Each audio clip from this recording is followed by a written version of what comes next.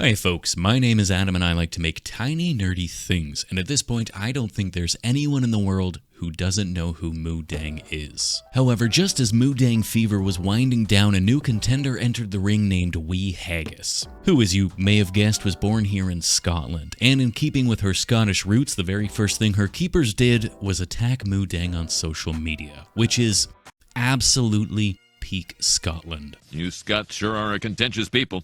You just made an enemy for life! So naturally, I thought, why not cash in on this outdated meme and make my own version of the greatest rivalry the world never knew. Now, the first step in making an anthropomorphic, culturally significant fighting pygmy Pygmemes will be making an immediately recognizable face, which is of course a lot easier said than done since I don't know how to make a Hypnoraminus, and this will be my first attempt at making not just a hip-hop anonymous, but making the pygmy version that the entire world knows on sight.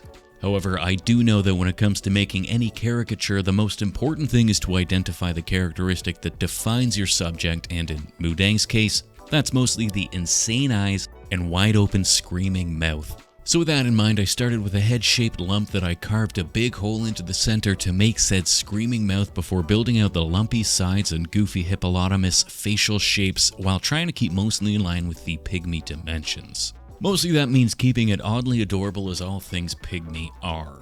I wish I could be a bit more descriptive in what I'm doing so as to keep this somewhat tutorial-esque, but honestly, I'm just making this up as I go. I'm just adding bits here and there while using the 500 million or so reference photos on Google to help me sculpt within the lines. Eventually, I reached a point where I was left with a not quite right version of Yoshi, at which point I can start scooping the excess clay out of the mouth and building up the gums and texturing the inside of the mouth in anticipation of adding some teeth. Of course, I don't think that Mutant actually has any teeth yet, but I wanted to add some teeth for artistic reasons, so let's just assume that this is a little further along in her character arc. Once the teeth are in place, I'll add some more gums around those teeth to enclose them in a nice protective gummy layer before building up a two-part tongue on top to finish off that mentally unstable face. Some final poking of the snout with a ball stylus will add that last little bit of texture, then I can forget to press record while I make the ears. Well, no, actually, in the interest of being entirely honest, this wasn't my first attempt at making Mutant. My first attempt was not very good, and she kinda ended up looking like a grumpy gerbil, or a manatee. Actually, the reason this video took so long to make was that I didn't just make her into a grumpy manatee, but I went so far as to make most of her body as well. You see, I figured if I was gonna make two pygmy hippos from opposite sides of the planet about to do battle, then I'd lean heavily into the cultural stereotypes and I'd have Mutant as a little Muay Thai fighter. So I propped her up on a single leg with her left leg just about to throw a teep kick at a fast-approaching haggis. However, the awkward angle of the leg and a lack of support from a big body was bound to spell disaster, so I ended up scrapping this design in its entirety, completely remaking my grumpy gopher Mutant into what I think we can all agree is a significantly better version. Also, I lied when I said that was Mutant I was making at the start when it was in fact Wee Haggis. Now, with all the lies and deceit out of the way, I can finally get on to making Mutant's final form, which will still use the original body, and I'm absolutely going to make her a little Muay Thai fighter, but with a decidedly stronger base. Fortunately, it's easy enough to peel off her clay body and attach a full length of armature wire up and around her aluminium core and hold that in place with some shiny silver tape. Then I can reclay her body, fit her onto a sculpting block, and get her final pose positioned properly. I still love the idea of her standing in an about to kick a bitch pose, but I want to keep both feet on the ground for support, so I'm going to have her with one leg supporting the majority of her weight, while the other one is hovering on the ball of her foot to imply she's well prepared to blast a fool in the chest. I'll build up the back of her neck to make sure her head doesn't fall off, then I can start refining the details starting with her toes. Now, at some point, I did look up how many toes a Hypnotomus has, then immediately forgot and gave her 3 toes. Later on, when I add the hand, she'll have 4 fingers, so at least you know I'm consistently inconsistent.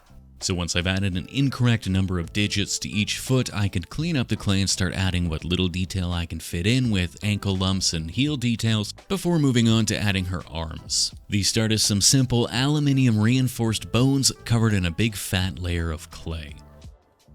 They can get smooshed onto Mudang's shoulders and positioned appropriately. I figured her ample rotundity means there's not much point in making her arms overly muscular, so instead I'm going to opt for big lumberjack arms covered in a thick layer of fat.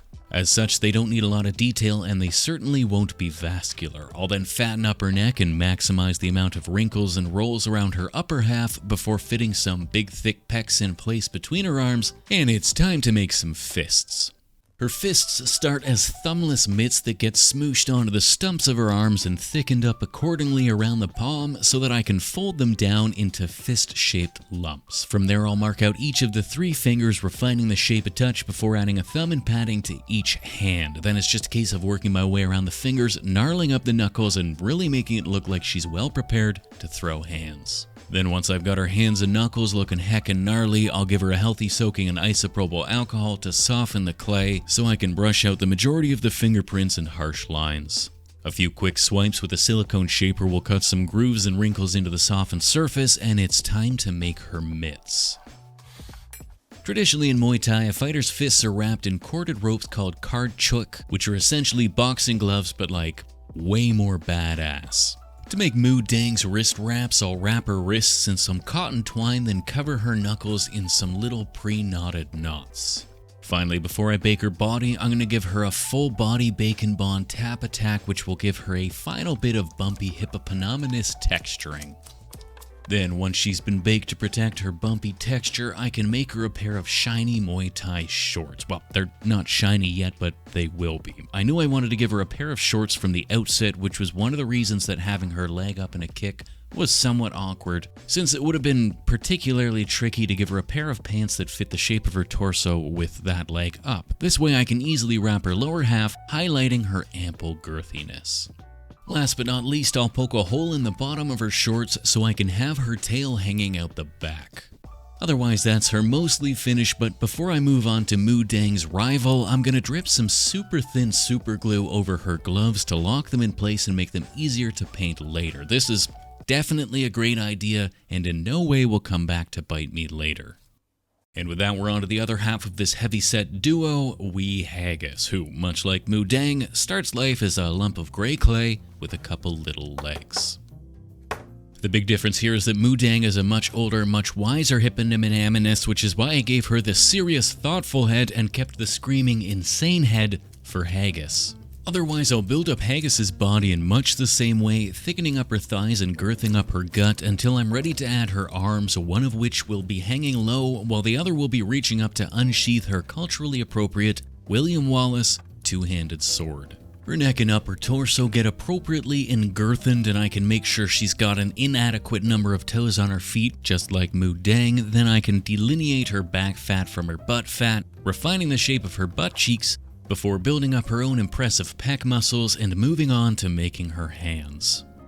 Unlike Mudang, Haggis is going to be open-handed, which means I need to make each individual finger rather than a full fist, so once I've built out the palm, I'll roll a little ball into a sausage with a couple exaggerated knuckles and smoosh that into place, creating the rest of the fingers and a thumb as needed. I'll do the same thing for the other hand, using my own hand reaching over my shoulder as reference for positioning before blending the fingers into the palm and building up the rest of the hand until I've got an appropriately sized, numerically accurately fingered hand ready for a little alcohol smoothing. I'll then carry that alcohol down along the rest of the body, smoothing out any other imperfections before using a variety of tools and glue on a finger to add lots of intentional imperfections to texture her body appropriately. Finally, I'll fit her tail in place now since she'll be wearing a kilt and it would look ridiculous if I cut a hole for that. Then I can set her aside while I make said kilt. To make my kilt, I'll take a lump of clay rolled into a sausage and smooshed flat. I'll then cut the excess off so I have a nice straight-edged sheet that I can add some woolen texture to using this big piece of fabric pressed down onto the clay.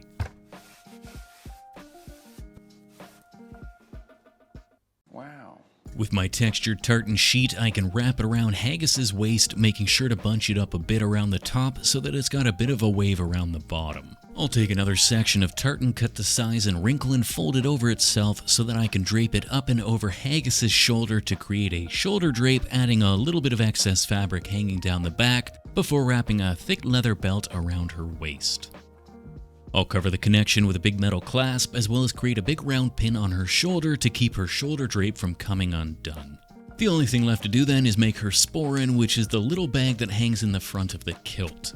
I'll start with a little lump of clay smooshed flat and cut to size that I can then sit on top of a round lid before poking some holes for stitches, then covering those holes in some teeny tiny wormy dealies to create more textured stitches. I'll then peel the bag off the mat and fold the top of the bag over, making it a little clasp and adding some stitches. Then it's back to Haggis's belt, where I'll drape a length of these teeny tiny necklace chains cut to size that I can then hang the sporin off of. Of course, if Haggis was wearing socks, then I could just make her a skein do, but she's not got socks, so I need to make her a big sword instead. Which is where this wonky length of extra thick armature wire comes into play. Before I can turn it into a sword though, I need to straighten the wire, so I'll clamp it in my drill and grab the other end, spinning it until it's nice and straight. Then, once it's been freed from its drillular prison, it's time to do some smithing.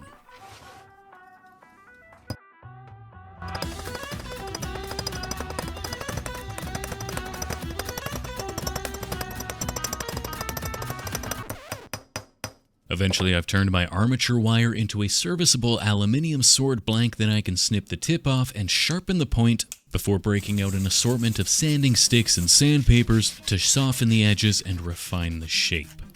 If I had the time and the patience and the inclination, I'd just sand this sword blank into the final shape, but I don't, and I don't, and I don't, so I'll make the rest of the sword by adding a bit of clay along the front and the back of the blade, cutting the excess away, leaving me with a nice sharp-ish sword that I'm not afraid of stabbing myself with. To make the cross guard, I'll wrap some teeny tiny armature wire around the top of the grip, then cover the bit of the blade after with a little bit more clay to create the leather cover so Haggis has something to hold on to if she wants to use it like a club, before covering the cross guard in some more clay and shaping it into a cross guard shape, refining the overall shape as I go.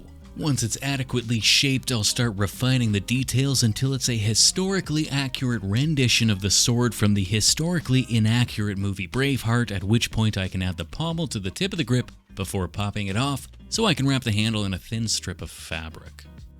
I'll lock it in place with some super thin super glue and reattach the pommel, and that's my big Scottish two-hander ready for Haggis. I'll just press fit it for now so I can paint it separately later, and that's all the sculpting done, which means it's time for some paint. Oh my god, we're already 12 minutes into this video and I haven't even started painting. So I guess, airbrush?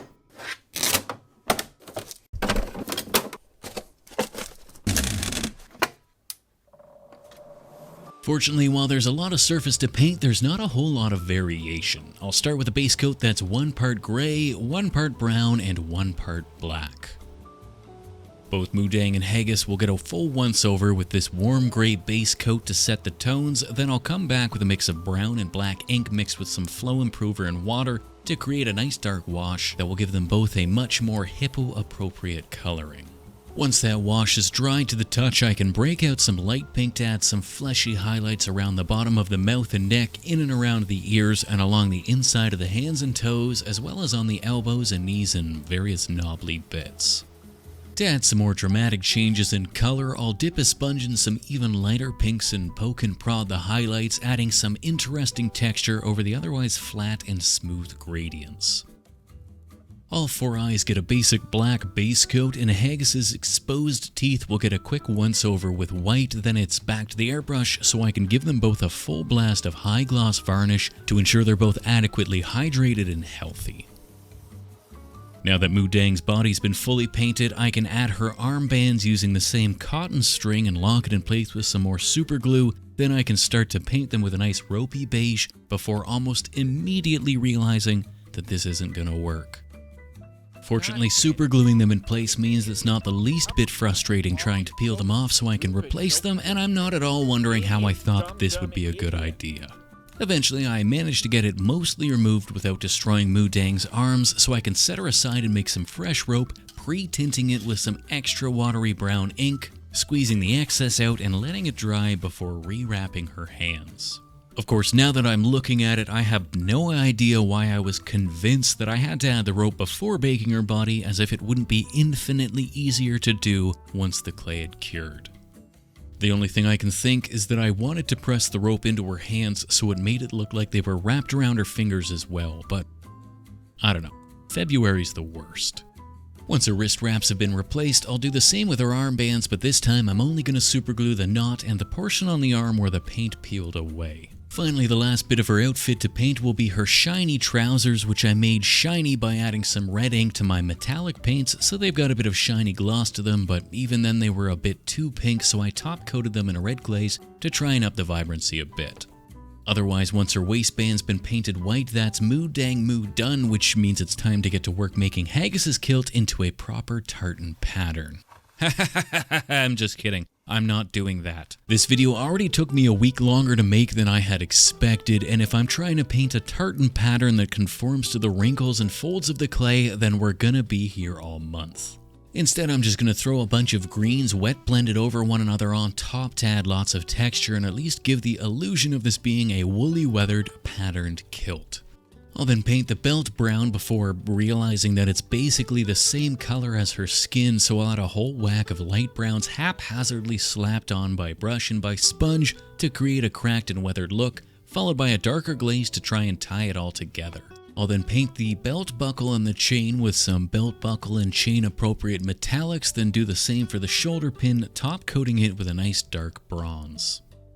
For her sword, I'll paint the metallic bits with a bit of metallic paint, and I'll paint the leathery bits with a black, highlighted with some lighter but still dark grays before giving the whole thing a wash with a watery black, wicking away the excess.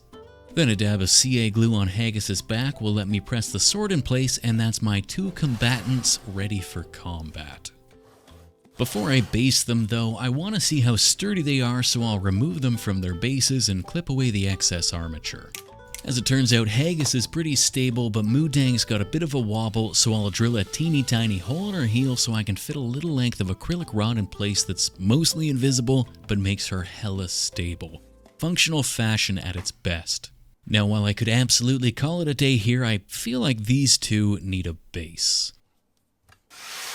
However, I want to give them their own bases so I don't have to have them facing each other all the time, but I want their bases to at least line up, which is where these little MDF blocks come in.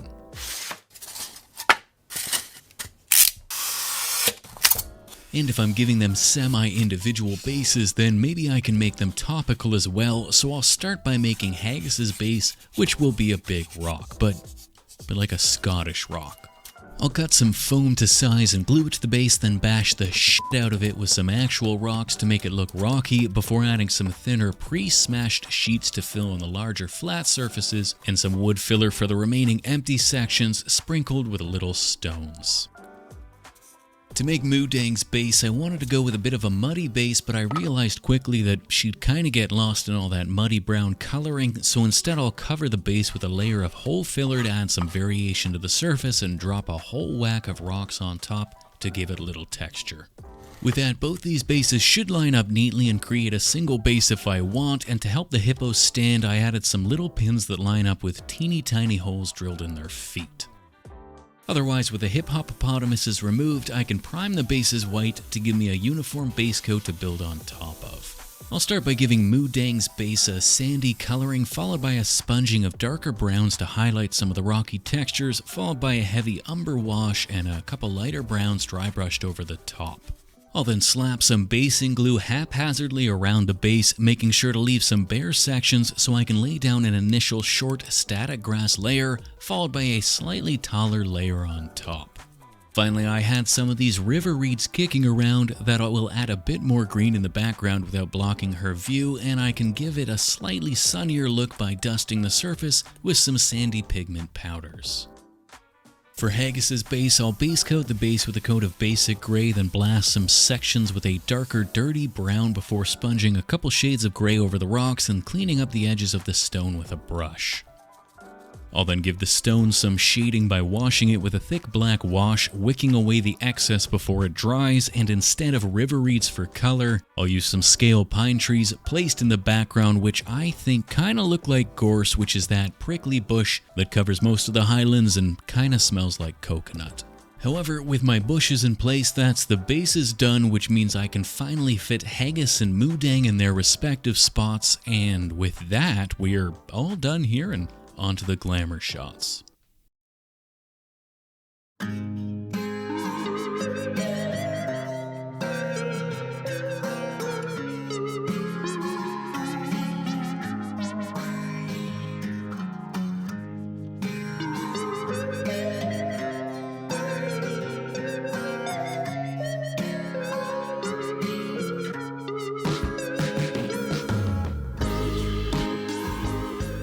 As always, a big ol' thank you to the fine folk over on Patreon, and a special hey how are you to the newest of them. Happy anniversary Dakota, Paige Lucier, Flower Girl, Green Tabat, Zoja Peach, Red Cat 1191, John Gregory, Leanie Linguini, Katie Sullenbrand, Maddie Morgan, Aussie 817, Jim Heim, Katie Garrett, Adam Zebis, Nethla, Leon and Marie have something important to tell Adam. Cheese, Andrew Threadgold, Warrior Gaming, Fox and Evie, Mackenzie Boucher, Adondola Fondale, Queer and Loathing, Ida Peopleson, Paul Richardson, Raoul Neves, Delman Tibbets, Mr. Zed the Shopkeeper, Kyle DuPont, Mika Muka, Reptiler Ball Pythons, Nicole Goblin Girl, Blue Alpha 117, and Bop Bop.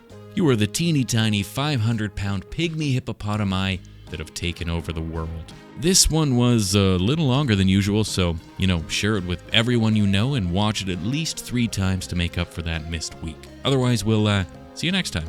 Cheers.